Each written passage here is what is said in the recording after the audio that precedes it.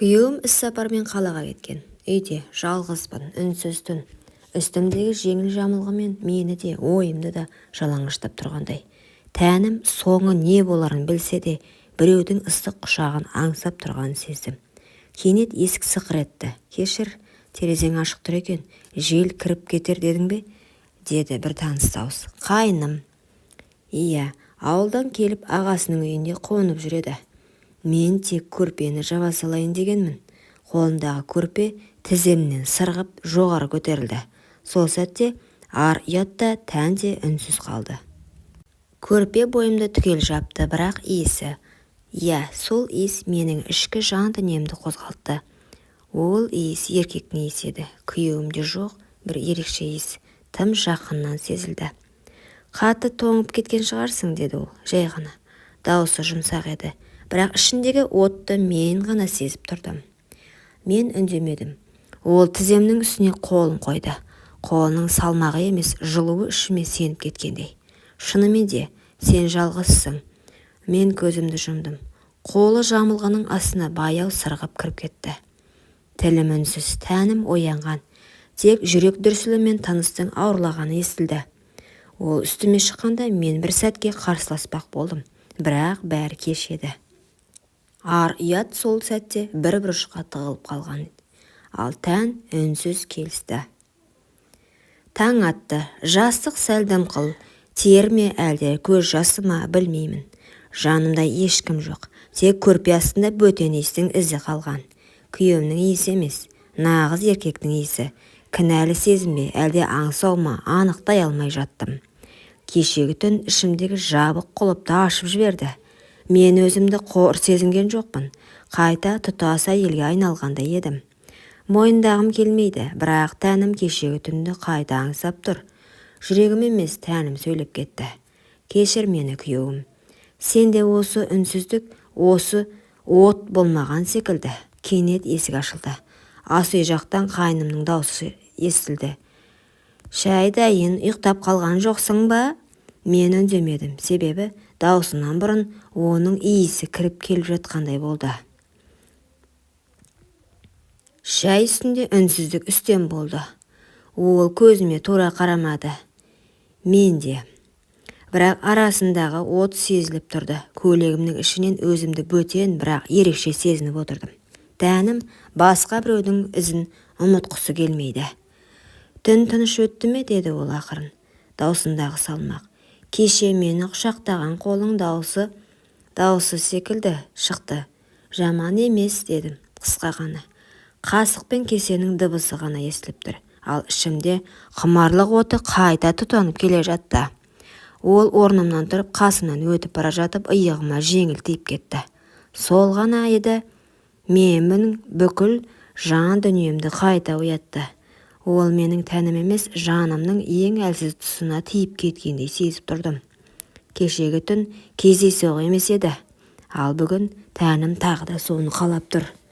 Ар ұятта әлсіз екен, себебі екеуі де үнсіз. Сол күні күйеуім хабарласты.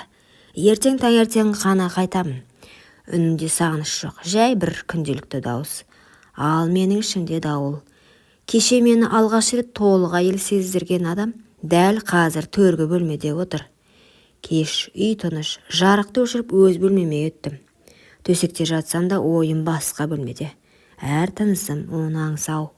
Тәнімнің әр түйірі соны қалайды. Есіктің сырттан жай ғана тарс жапты, аяқ дыбысы тоқтады. Сосын жаймен есік ашылды. Үн жоқ, тек дем, терең, ыстық.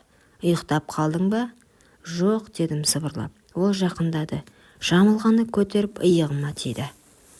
Сол сәтте ішімдегі барлық ар ұят, тыйым, ой, үнсіз күйге шегінді. Мен оны күттім. Тек тән емес, жанымда, әйелдігімде оны аңсады. Ол үстіме шықты. Екеуміз де сөйлемедік. Себебі тіл емес, құмарлық сөйлеп тұрды. Түн ұзаққа созылды. Әр жанасу кешегі емес, бүгінгі одан да батыл, одан да керемет өтті. Одан да аш көз еді. Мен ештеңе ойлағым келмеді. Тек сол сәт, сол иіс, сол еркек. Таң атты. Бұл жолы мен жалғыз оянған жоқпын. Ол қасымда жатты. Жалаңаш иығы маған тиіп тұрды. Тынысы баяу, терең. Ұйықтап жатқанмен тәнінің жылуы маған қадалып тұрды. Басыма бір сұрақ келді. Бұл енді не? Кездейсоқтық па, әлде? Ол көзін ашты. Ұйқылы ояу көзіне қарадым. Еш өкініш жоқ, еш сұрақ та жоқ. Тек бір үнсіз мойындау бар секілді. Енді бәрі бұрынғыдай болмайды. Орнынан тұрды, үстіне футболкасын асығыс киді де маған қарады. Кешір, деді, жай ғана. Бірақ бұл кешір мені емес, өзін ақтау еді. Мен басымды изедім. Үнсіз. Ішімде бір ащы шындық шыңғырып тұрғандай болды. Мен өз күйеуімді саттым. Мен өзімді жоғалттым. Бірақ сол сәтте бір бөлек шындықты ішімнен күбірледі. Сен алғаш рет өзіңді әйел сезіндің. Күйеуім үйге таңертең келді. Әдеттегідей жымиып кірді. Құшақтап сүйді. Бірақ мен сол сәтте оның иісінен бөтен иісті іздеп кеттім. Қайным дастархан басында үнсіз отырды. Бұрынғыдай емес. Екеуміз де көз түйістірмедік. Бірақ ішімізде бір-бірінің барлық сырын біліп отырғандай сезілді. Күйеуім күліп сөйлеп отыр. Мен күліп отырмын. Ал жүрегім екі ортада тұншығып отыр. Кешкісін ол: қайным кетем дейді. Қалада жұмыс тапқан екен. Інім кетем деді. Қалада жұмыс тапқан екен деді. Мен басымды изедім. Жауап бермедім. Ішімде бір шындық қимай жылап жатты. Бірақ тілім үнсіз. Сол күні кешке ол менің бөлмемнің есігін соңғы рет ашты. Кірмеді, тек үнсіз қарады. Көзінде: мен саған ештеңеге уәде ете алмаймын. Бірақ мен сені шын қаладым деген үнсіз сөз тұрды. Мен де көзімнен жауап бердім. Мен де, бірақ өмір бойы біз қалағандай болмайды. Ол үнсіз бұрылып кетті. Ал мен сол сәттен бастап бір түннің құпиясын өмір бойы жүрек түкпіріне бекіттім. Себебі ар ұят үндемесе де жүрек ешқашан ұмытпайды. Әттең, күйеуім қайным сияқты бола алғанда ғой. Кейде адам ақылмен емес, тәнмен өмір сүріп жатқанын кеш түсінеді. Сырттай бәрі бүтін. Үйім бар, күйеуім бар, бірақ бір нәрсе жетпейді. Жетіспейтін еркек. Күйеуім мені сүйеді, бірақ сүйіспеншілігі сабырлы, салқын. Мен әйел ретінде еркектің құшағында еріп кетуді аңсаймын. Ол міндетіндей ғана өтейді. Көзіме қарап не сезініп тұрғанымды түсінбейді. Ал қайным қараған жанарынан бастап құшағына дейін мені аңсау бар. Бір рет, бір-ақ рет сезіндім оны. Бірақ сол бір түн мені мүлде басқа әйелге айналдырып жіберді. Түнде күйеуімнің құшағында жатып қайнымды ойлау күнә екенін білемін. Бірақ ой тоқтамайды. Тәнім оның жанасуын, демінің ыстығын, сенімді еркектің аңсайды.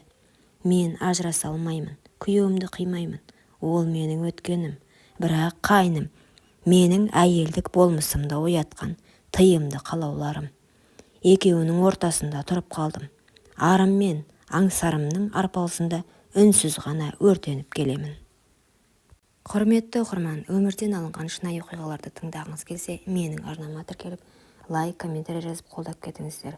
Келесі кездескенше.